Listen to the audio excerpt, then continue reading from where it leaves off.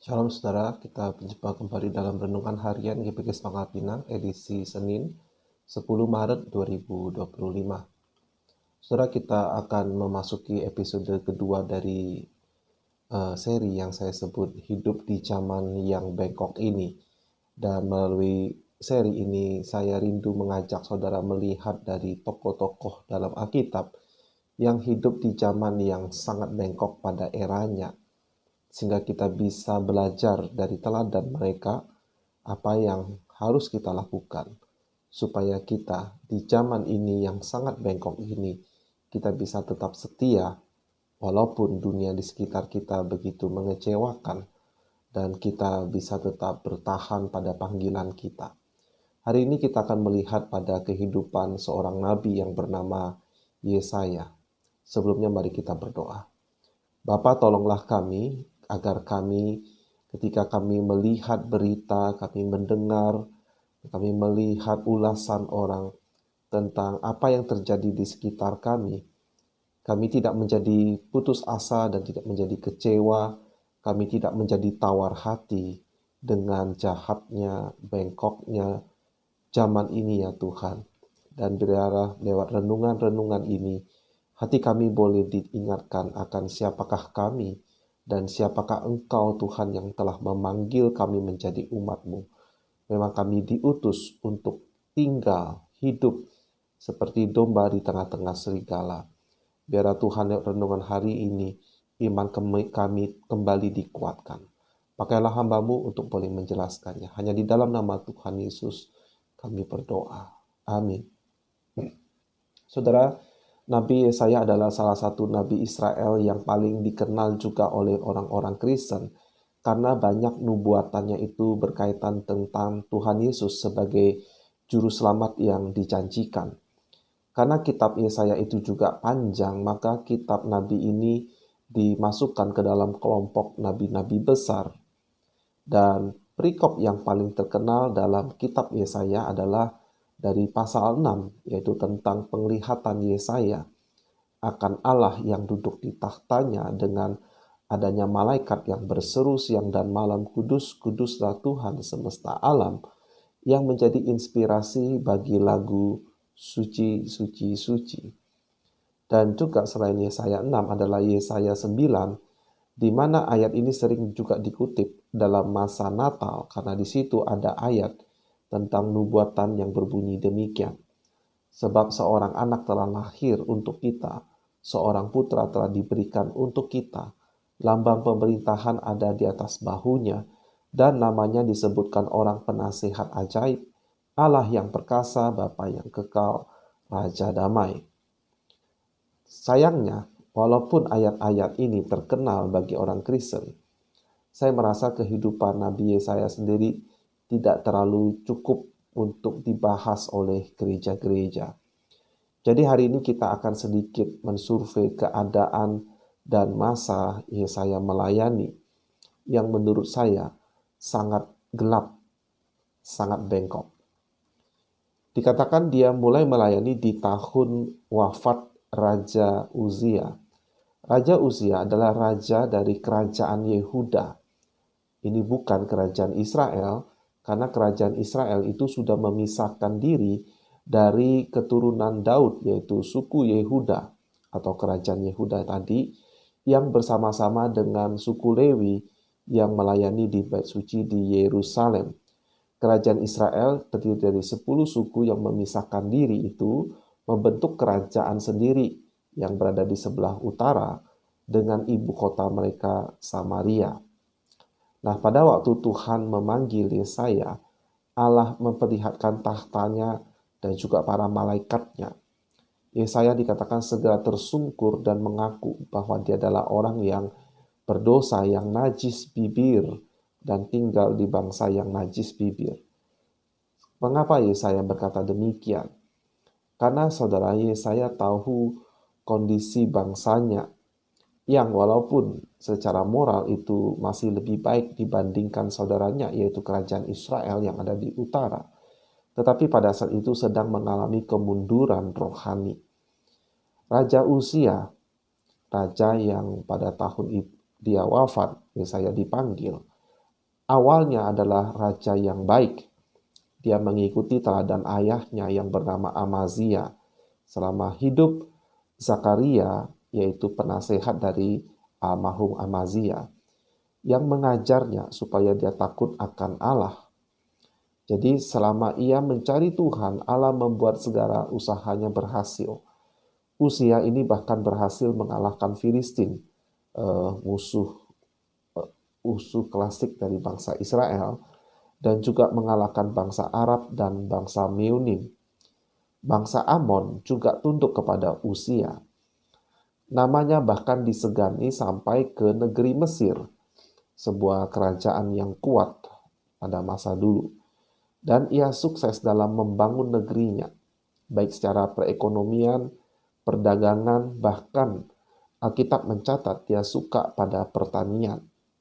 Ia juga sukses membangun kekuatan militer yang kuat.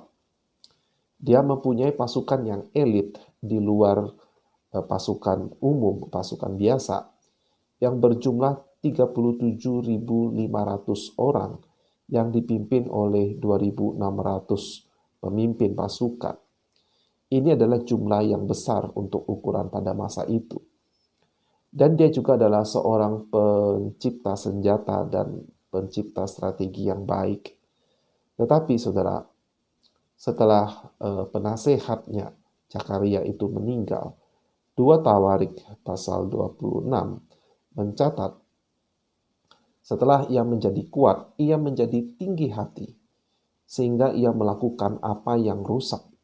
Ia berubah setia kepada Tuhan Allahnya dan memasuki bait Tuhan untuk membakar ukupan di atas mezbah pembakaran ukupan.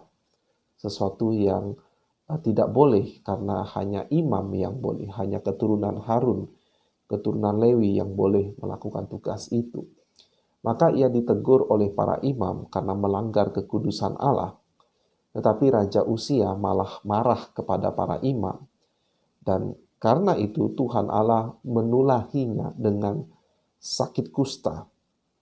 Maka dia cepat-cepat keluar dari bait Tuhan.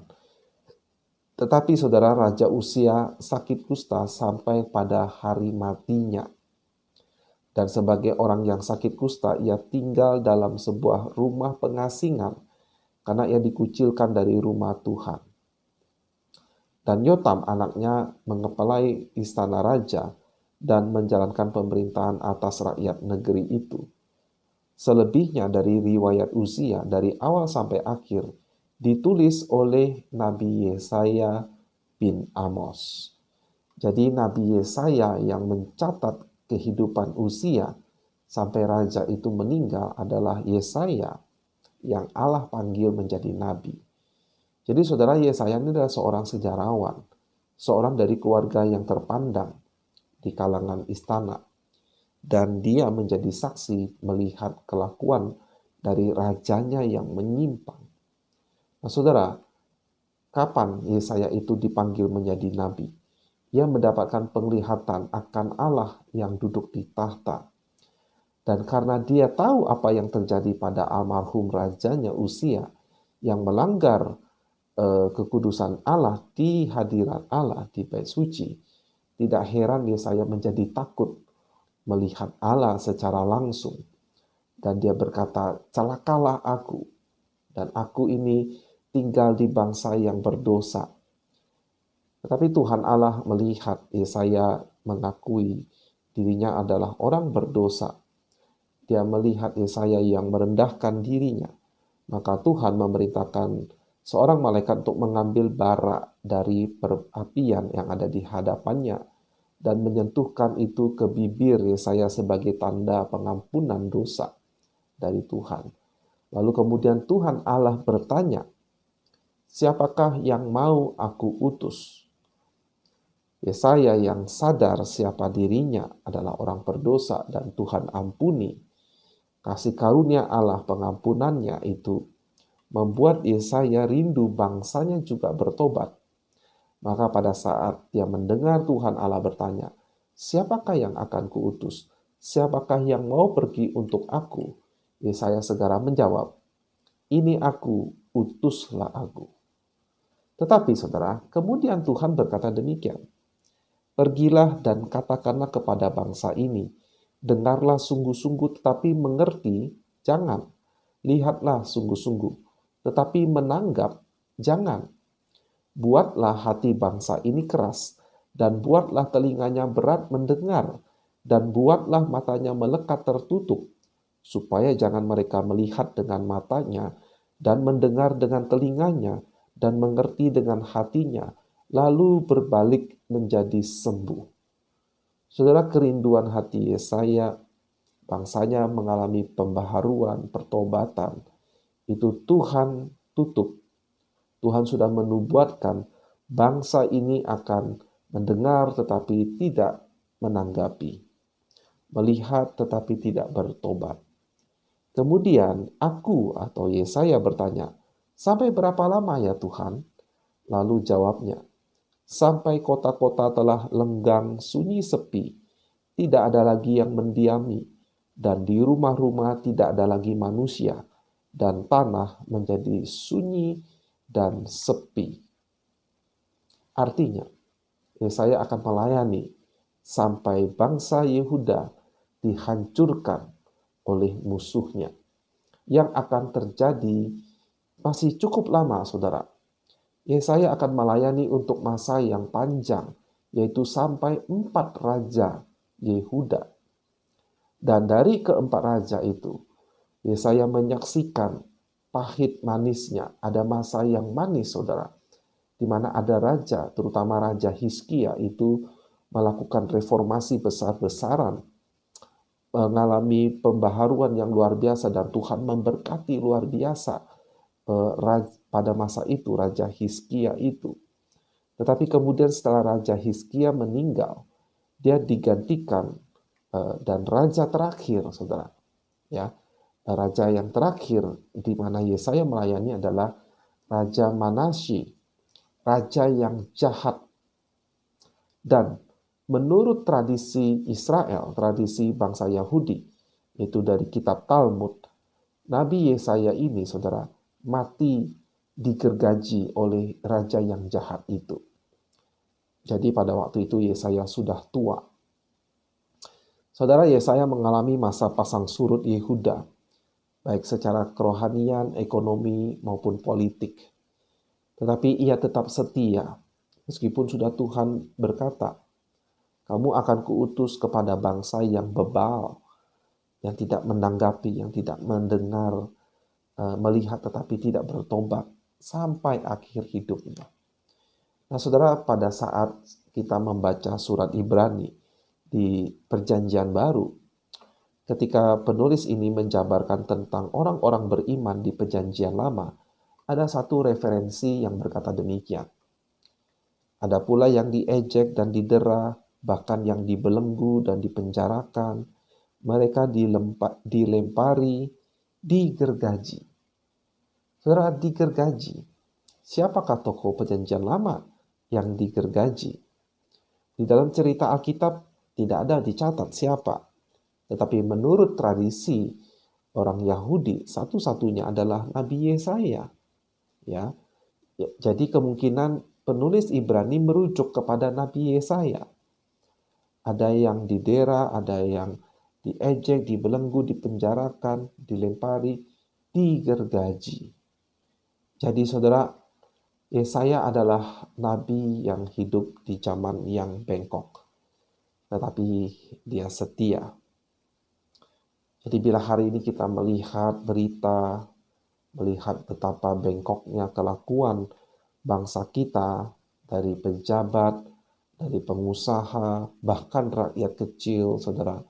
Ada berita bagaimana sebuah truk yang membawa telur terguling, dan bahkan orang-orang mengambil telur itu, ya, artinya merampas.